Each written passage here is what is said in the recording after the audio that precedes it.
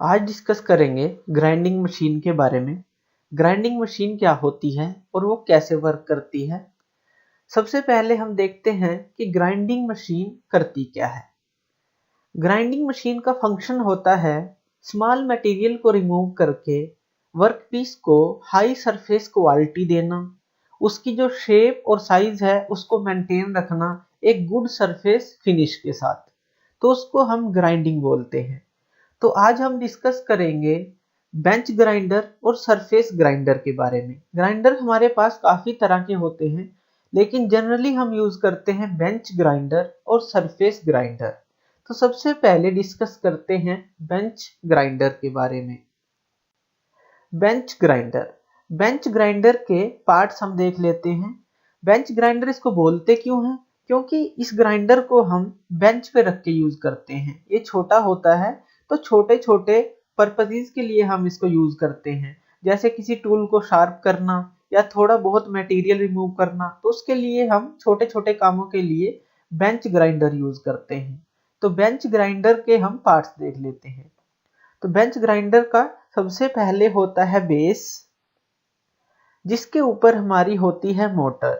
Motor जो हमारी rotation motion provide करती है, हमारी जो मोटर की शाफ्ट है। ये शाफ्ट है, ये दोनों तरफ निकली होती है और ये जो मोटर है इस शाफ्ट को रोटेट करती है। इसके मोटर के शाफ्ट के एक तरफ हमारे पास होता है व्हील, जिसके जो ग्रेन्स हैं वो कोर्स होते हैं। कोर्स मतलब थोड़े बड़े बड़े ग्रेन्स का बना होता है। और जो दूसरी तरफ होता है व्हील, वो हमारा थोड़ा छोटे ग्रेन्स का बना होता है, इसलिए इसको बोलते हैं फाइन ग्रेन एब्रेसिव व्हील और इसको बोलते हैं कोर्स ग्रेन एब्रेसिव व्हील। जो ग्रेन होते हैं, ग्रेन का मतलब क्या है? जो इस व्हील के अंदर हमने एब्रेसिव पार्टिकल यूज किए हैं, जो मटेरियल को रिमूव करेंगे, उनको हम ग्रेन बोलते हैं। तो कोर्स ग्रेन है, थोड़े बड़े साइज के ग्रेन हमने इस व्हील में यूज किए हैं। रफ ग्राइंडिंग के लिए हमें अगर ज्यादा मटेरियल रिमूव करना है तो हम इस व्हील का यूज करते हैं, और अगर हमें बहुत ही कम मटेरियल रिमूव करना है तो हम इस फाइन ग्रेन एब्रेसिव व्हील का यूज करते हैं। जो ये एब्रेसिव पार्टिकल्स होते हैं, ये किस चीज के बने होते हैं? ये सैंड के हो सकते हैं, एल्यूमिनियम ऑक्साइड के हो सकते हैं, बोरोन कार्बाइड के हो सकते हैं, डायमंड डस्ट के हो सकते हैं। तो अकॉर्डिंग टू रिक्वायरमेंट ये एब्रेसिव व्हील तैयार किया जाता है। इसके ऊपर लगी होती है यहाँ पे आई शील्ड। आई शील्ड क्या काम करती है? जब हम किसी मटेरियल को रिमूव करते हैं किसी वर्कपीस से, तो जो ये आई शील्ड है, ये उसके जो रिमूव चिप्स होंगे, मटेरियल रिमूव होगा, या उससे जो आर्क क्रिएट होगी, हल्की सी जो स्पार्क क्रिएट होती है, उससे हमारी आंखों को बचाती है। तो इसको इसीलिए आई शील्ड बोला जाता है। एक ग्लास होता है, इसके आर पार हम देख सकते हैं, और इसके ऊपर होती है हमारी केसिंग, जो इस सारे को कवर रखती है। और जो ओपनिंग हमें चाहिए सिर्फ फ्रंट से थोड़ी सी इन व्हील्स की ओपनिंग रखती है। तो ये होती है केसिंग, जो ऑपरेटर को किसी भी डैमेज होने से के बाद नुकसान से बचाती है। और यहाँ पे लगी होती है टूल ट्रे। यहाँ पे हम कोई भी टूल वगैरह यहाँ पे रख सकते हैं जो इससे रिलेटेड है मशीन से, ताकि हमें जरूरत पड़े तो हम इसकी सेटिंग कर सकें। तो टूल ट्रे भी हम यहाँ पे लगा सकते हैं। तो ये होता है बेंच ग्राइंडर। बेंच ग्राइंडर एक सिंपल सा मैकेनिज्म होता है, जिसमें दो व्हील, एक मोटर और बेस होता है।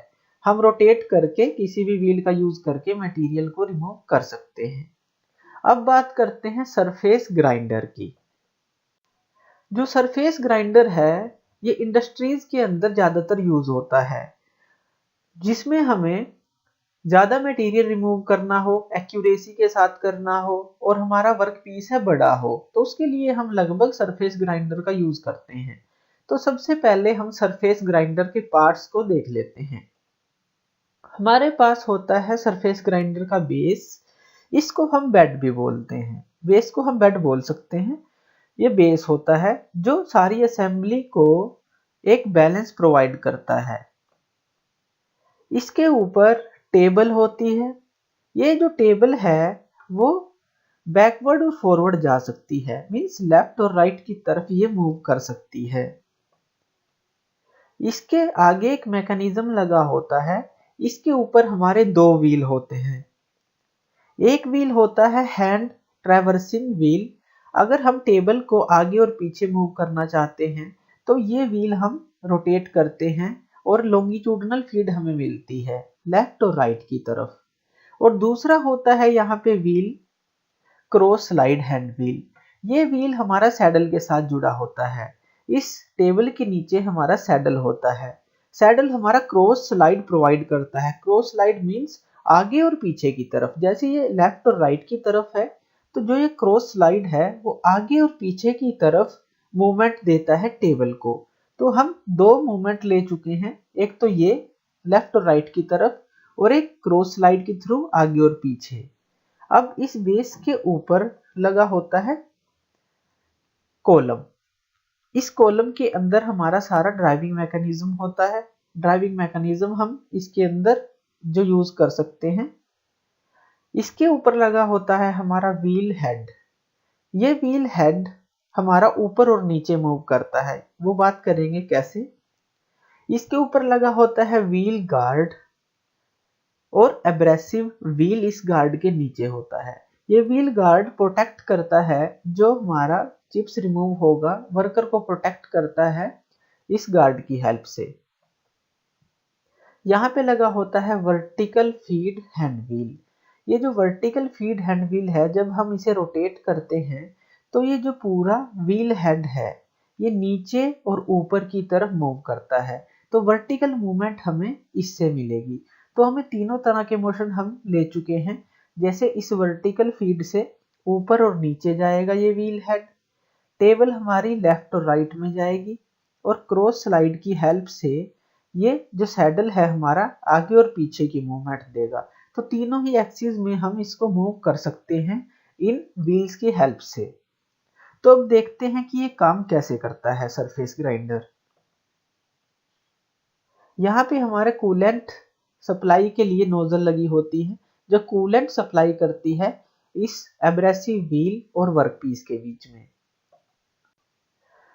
जब हम इस व्हील को रोटेट करते हैं तो क्या होता है, तो हमें लॉन्गिट्यूडनल फीड मिलती है। लॉन्गिट्यूडनल फीड मींस जो ये टेबल है ये हमारी लेफ्ट और राइट की तरफ मूव करती है और टेबल के ऊपर हमारा वर्कपीस है।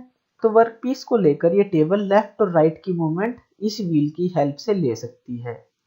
और जब ये क्रॉस स्लाइड व्हील हमारा रोटेट होता है तो हमारा जो सैडल है आगे और पीछे की तरफ मूव करता है।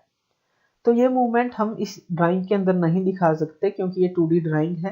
तो इस तरफ और उस तरफ सैडल हमारा मूव करता है, जिसे टेबल मूव करती है और वर्कपीस मूव करता है।